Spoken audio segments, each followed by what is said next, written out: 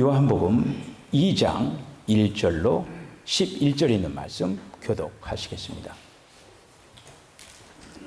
요한복음 2장 1절로 11절. 사흘째 되던 날 갈릴리 가나에 혼인이 있어 예수의 어머니도 거기 계시고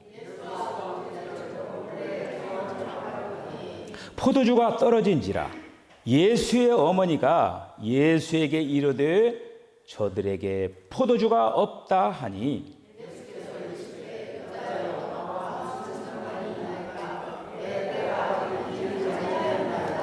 그의 어머니가 하인들에게 이르되 너희에게 무슨 말씀을 하시든지 그대로 하라 하니라.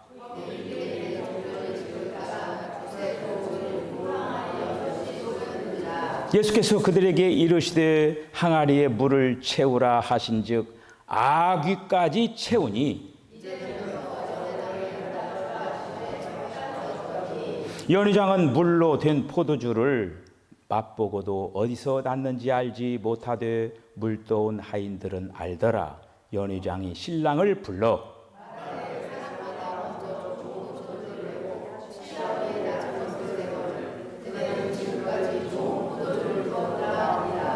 예수께서 이 첫 표적을 갈릴리 가나에서 행하여 그의 영광을 나타내심에 제자들이 그를 믿으니라. 아멘. 기도하겠습니다. 주님, 예수만 섬기는 우리 집 귀한 찬양을 통하여서 하나님 앞에 영광 돌립니다. 이 찬양대로 우리 사랑하는 속천교회 온 성도들의 가정이 예수만 섬기는 가정들 되게 하여 주시고 하나님의 아름다운 신앙의 유산을 자손들에게 잘 이어나갈 수 있도록 하나님 도와주시기를 원합니다. 주님, 오늘도 저희들 말씀을 사모합니다. 주여, 이 말씀들이 우리의 영 안에, 우리의 마음 안에, 우리의 생각 안에, 의지 안에, 행동 안에 젖어들게 하여 주시옵소서. 이 한 시간 마음의 문을 활짝 열고 주님 오심을 기대하는 우리 성도들 큰 은혜를 더하여 주시옵소서. 예수님의 거룩하신 이름으로 기도하옵나이다. 아멘. 할렐루야. 네, 오늘도 우리 주님이 우리에게 은혜 주시기를 이제 기도합니다. 네, 전우야를 한번 인사 한번 나누겠습니다. 은혜를 많이 받으시길 바랍니다. 아멘. 네. 제가 늘 성도들을 향해서 기도하는 그 여러 가지 제목들이 이렇게 있습니다.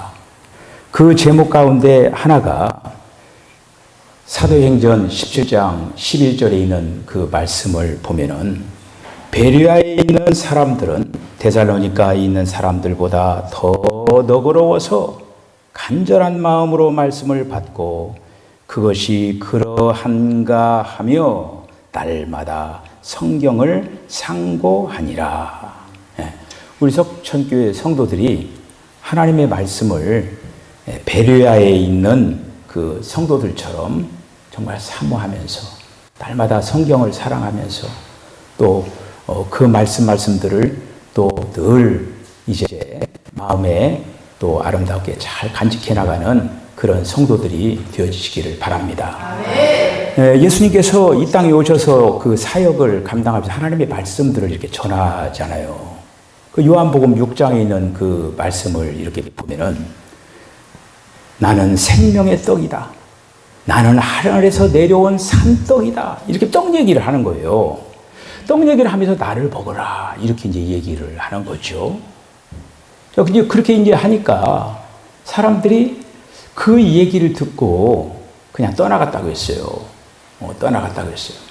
그때 이제 예수님께서 요한복음 6장 68절에 있는 그 말씀을 보면은 제자들이 얘기하는 거예요. 너희들도 갈 거냐? 이렇게 물어보는 거예요. 그때 베드로는 좀 나서기를 좋아하잖아요.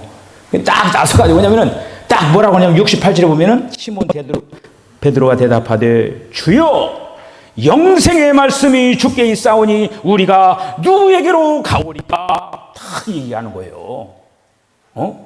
영생의 말씀이 주께 있사오니 우리가 누구에게 가오리까? 우리 성도들이 우리 석천교회에 그런 마음을 가졌으면 제 마음이죠. 사실 그렇게 마음 얼마나 좋겠어요. 교회 어디 그 교회 시험 들고 그렇게 뭐 이렇게 해가지고 아유 교회를 떠날까 하더라도 영생의 말씀이 석천교회에 있는데 내가 어느 교회로 가오리까? 이렇게 만약에 한다라고 하면 얼마나 좋겠습니까? 그런 어떤 특징적인 것이 여러분이 나름대로 야 우리 교회는 제가 뭐 다른 교회와 뭐 비교를 하면서 우리 교회만의 어떤 특징적인 거 역사만 자랑하는 것이 아니라 110년에 걸맞는 그 신국이 있단 말이야. 그게 말씀이 되길 원합니다. 제가 우리 석천교회를 만난 것도 어떻게 보면 제가 관심 가지고 제가 몸부림치는 그런 어떤 것에 어떻게 보면 석천교회가 딱 맞아 떨어진 거예요. 이 석천이라고 하는 게 뭡니까? 돌석에 샘천자 아닙니까? 모세가 반석을 쳐가지고 이스라엘 백성들이 막 무럽다고 막 불평불만하고 그럴 때 모세가 반석을 쳐서 샘물을 터뜨려가지고 그 이스라엘 백성들을 먹였어요. 저는 다른 어떤 그 몸부림보다도 말씀에 대한 그런 몸부림이 있습니다. 그래서 우리 성도들이 그런 제가 전하는 그 말씀들에 대한 어떤 자부심, 긍지를 가지고 우리 석천교회 전하는 그 말씀 뭔가 정말로 귀한 것이 있다. 이런 어떤 뭐가 있었으면 하는 그런 저의 바람입니다. 아멘. 여러분 또 그렇게 되면 더 좋겠죠. 네. 특별히 제가 샘을 하나 팔려고 하는 거예요. 요한복음을 깊이 파내려고 하려고 합니다. 여러분 근데 요한복음은요 비밀의 책이에요. 잘 안 파져요. 굉장히 깊이가 있는 비밀의 책입니다. 예수님이 우리가 이제 지난 1장을 했잖아요.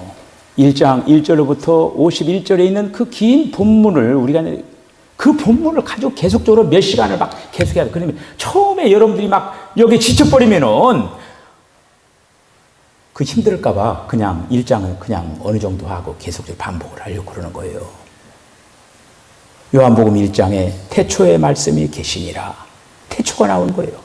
이거는 바로 뭐냐면 영원 과거를 얘기하는 거예요. 영원 과거. 그리고 51절에 사닥다리가 놓여있고 천사가 오르락 내리락 하였더라. 여러분 이건 뭔 줄 아십니까? 영원 미래를 얘기하고 있는 거예요. 영원 과거와 영원 미래를 합치는 영원 모든 것. 요한복음에는 영원으로 넘쳐나는 거예요. 특별히 이 요한복음은 표적의 책입니다. 표적의 책. 표적의 책이에요. 마태, 마가, 누가에 나와 있는 그런 어떤 것들은 기적이라고 하는 거예요. 오병이어의 기적. 예수님이 바다 위를 걸으셨다. 막 그런 어떤 기적. 안진뱅이가 일어났다. 이렇게 막 기적. 자, 그래서 요한복음에서는 기적이라고 하는 그런 어떤 단어보다도 표적이라고 하는 단어를 사용했어요. 표적이라고 하는. 이 표적이라고 하는 건 뭐냐면은 특별한 의미를 가지고 있는 상징적인 그런 거라고 하는 거예요. 특별한 의미가 있다라고 하는 거예요. 우리가 지난 시간에 1장에서 교육 중에 제일 교육적인 방법이 뭔 줄 아십니까? 반복이에요. 1장 흘러갔다고 하더라도 저는 또 얘기할 거예요. 왜 얘기하냐면 여러분들이 잊어버리기 때문에 새로운 소리를 듣기 때문에 그러는 거예요. 우리가 지난 시간에 말씀을 했고 장막, 어린 양, 비둘기, 돌, 그리고 집 이렇게 6가지를 했어요. 6가지에 대해서 우리들이 말씀을 이렇게 생각을 했는데 자 오늘 이 요한복음 2장에 표적을 보여줬다고 했어요. 제일 먼저 가나에서 뭐라고 했어요? 첫 번째 표적.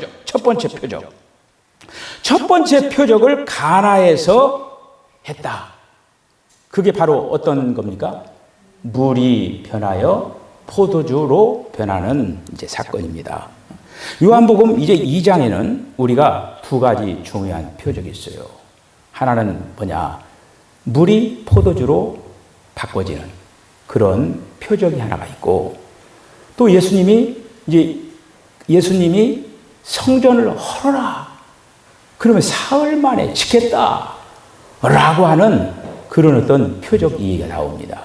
이 두 가지를 오늘 다 하면은 이제 12시가 넘어가니까 오늘 이제 앞에 부분 불이 변하여 포도주 됐네 라고 하는 것과 이걸 같이 이렇게 하면서 다음 시간에는 예수님의 그 성전을 헐어라. 사흘 만에 짓겠다. 이런 어떤 그 부분하고 뭐 계속 같이 가면서 말씀을 전하도록 이렇게 하겠습니다. 자, 예수님이 그 성전을, 이스라엘 백성들하고 지금 예수님이 뭐냐면요. 자꾸 마찰이 생기는 거예요. 대립이 되는 거야. 예수님이 말씀하시는 거하고 유대교 사람들이 생각하고 있는 걸 자꾸 이게 대립이 되는 거야, 이게. 그래서 예수님의 말씀을 받아들이지 못하는 거예요. 유대교 사람들이. 지금 유대교 사람들이 예를 들어서 성전을 헐어라 그러면 내가 사흘 만에 짓겠다. 그거 지금 유대교 사람들 뭘 생각하고 있었겠습니까? 46년 동안에 지었던 그 예루살렘 성전을 얘기하고 있는 거예요. 그러니까 이 젊은 예수가 말이야, 이게 뭐 성전 헐으면 사흘 만에 짓겠다. 46년 동안이나 지었는데, 그리고 말도 안 되는 소리 하니까 그냥 지금 이게 뭔가 안 맞는 거예요. 지금 예수님은 그 46년 동안 그 성전을 얘기한 게 뭐라고 했어요? 자기 몸을 얘기했다고 했습니다. 자, 그래서 이렇게 이제 예수님이 성전에 관한 어떤 그 부분들도 같이 이렇게 얘기하는 걸 볼 수가 있죠. 자, 그래서 오늘 이제 이러한 그 말씀들을 이제 기억을 하면서, 자, 물을 포도주로 바꾸는 그 사건, 이걸 표적이라고 했어요. 오늘 이제 말씀을 보면은 예수께서 이 처음 표적을 갈릴리 가나에서 행하여, 이렇게 말씀하고 있는 거예요. 처음 표적을 갈릴리 가나에서 했다. 그러니까 지금 이런 어떤 그 굉장히 중요한 어떤 그 부분을 얘기를 하고 있는 거예요. 자, 그러면 예를 들어서 그 물이 변하여 포도주 됐다라고 하는 건 표적이라고, 예수님 표적이라고 했으니까 표적이라고 이해가 가죠. 자, 그러면은 두 번째 나오는 그 사건에서 그 성전을 헐어라. 사흘 만에 이렇게 짓겠다. 이렇게 했다라고 하는 그 부분은 여러분 표적이라고 이해가 갑니까? 이해가 안 가죠. 도대체 그게 무슨 표적이 되냐. 자, 그런데 성경은 거기서 이해가 안 가면 또 다른 데 가면 또 이해가 가도록 만들어지는 장면들이 이렇게 있어요.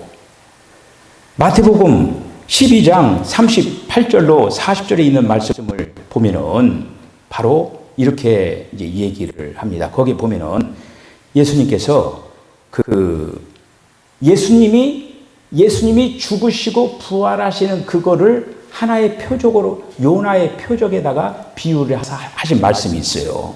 그러면서 거기에서 서기관과 바리새인들이 얘기하는 거예요. 뭐냐면 예수님이 죽는 거에 대해서 죽는 것이 바로 표적이다 라고 하는 걸 얘기해 주는 거예요. 지금 사흘 만에 지금 성전을 헐어라.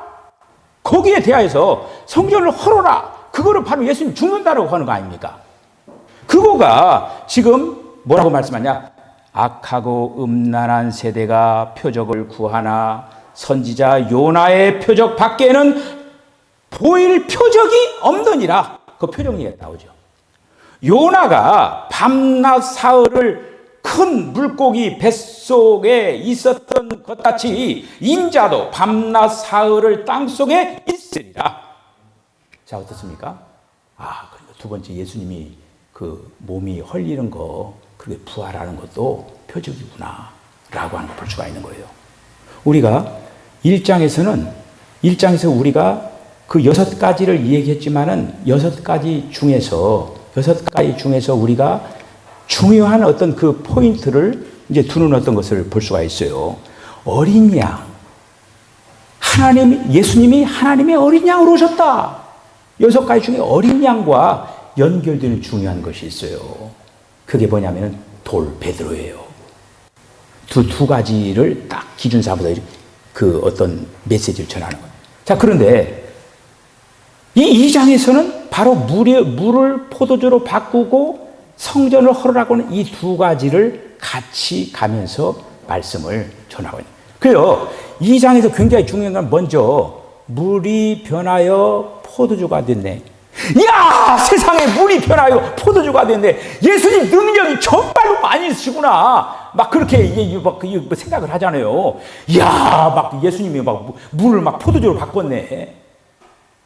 자, 그런데 우리가 여기에서 다만 물질적으로 물을 바꿔가지고 포도주, 실제 지금 가나 혼인잔치에서는 물을 바꿔가지고 포도주로 마셨어요, 그들이. 근데 마셨는데 그 사건을 통하여서 주님이 말씀하시고자 하는 영적인 깊은 의미가 있다고 하는 거예요. 이 자리가 어떤 자리입니까? 혼인자리예요, 혼인자리. 여러분, 이렇게 한번 생각을 해봤습니까? 인생 자체가 바로 혼인잔치다. 전혀 그렇게 생각을 안 해보셨죠?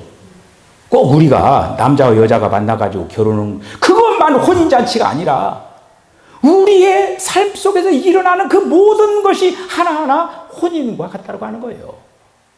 왜? 의미적인 부분에서.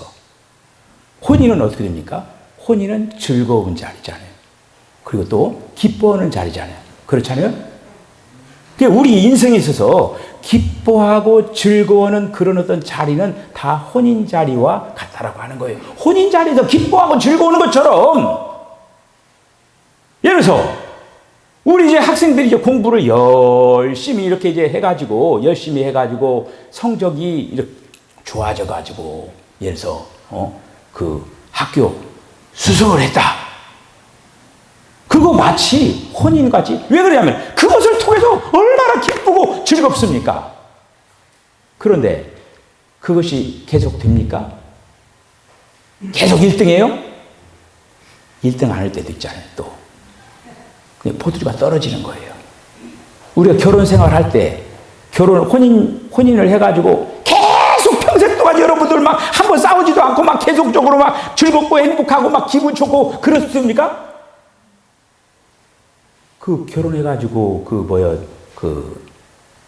얼마 동안에는 자기야 해가면서 막 좋고 너 없으면 못 살고 막 너 없으면 죽겠다 하고 막 그러다가 어느 날 탁 해가지고 이제 막 싸우기도 하고 막 이렇게 되잖아요. 그게 바로 포도주가 떨어졌다고 하는 거예요.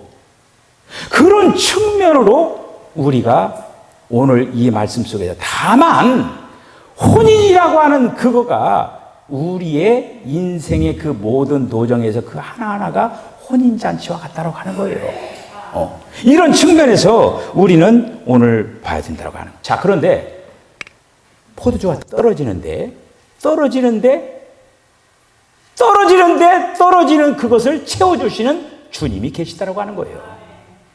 자, 오늘 사흘날이 나와요. 사흘이 나와요. 사흘. 우리가 이제 2장에 보면은 2장 1절에 사흘날은 물을 포도주로 만드는 거죠. 근데 2장 19절에 또 있어요. 2장 19절은 이제 다음 주에 볼 성전을 헐어라. 사흘 만에 짓겠다라고 하는 그 말이죠. 이건 뭐냐면 거기는 뭐라고 하면 사흘 동안이라고 되어 있어요. 앞에 부분에 사흘날 이렇게 하고 뒤에 2장 19절에는 사흘 동안 이렇게 되는 거예요.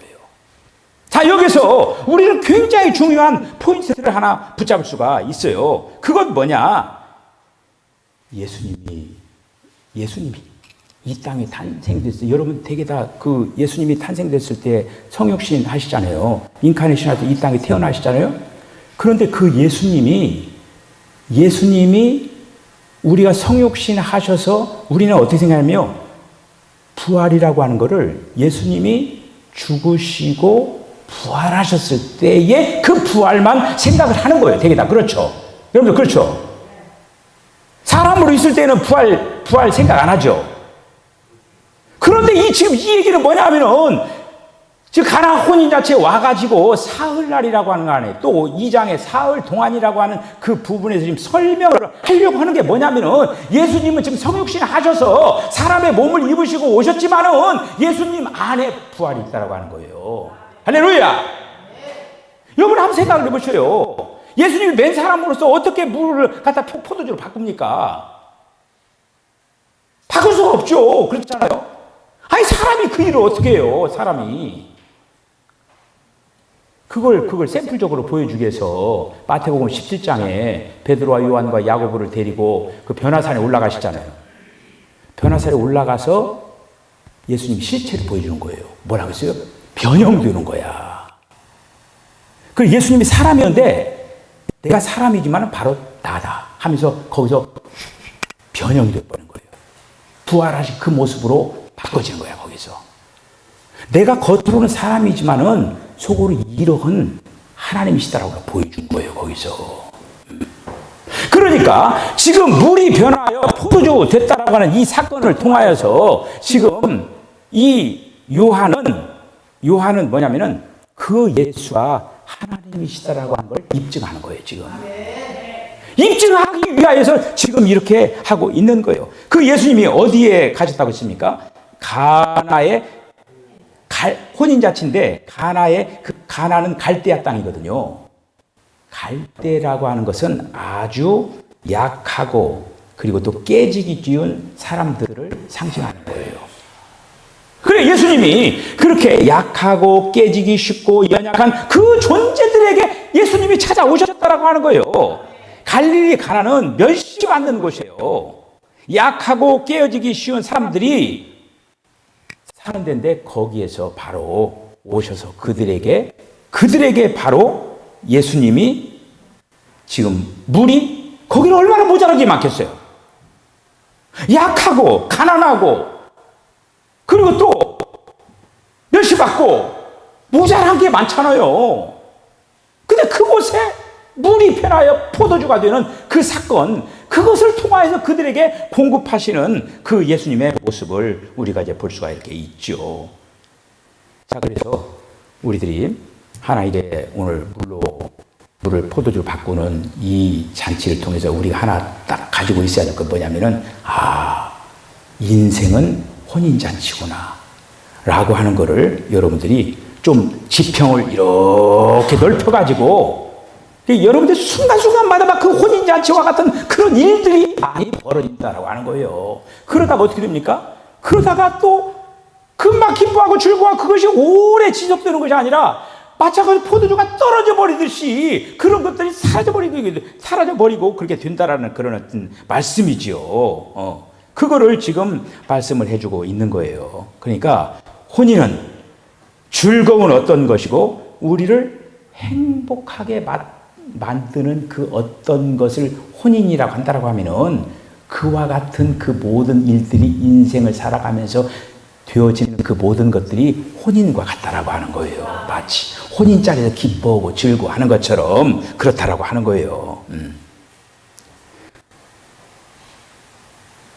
그런데 이런 즐겁고 기쁜 그런 어떤 인생의 혼인잔치와 같은 거기서의 문제가 뭡니까? 포도주가 떨어진다라고 하는 거예요. 결혼하기 전에 우리 평생 동안 그렇게 싸우지 말고 기쁘고 즐겁게 살자 그러지만은 안 되잖아요. 안 되는 게 뭐예요? 포도주가 떨어진 거예요.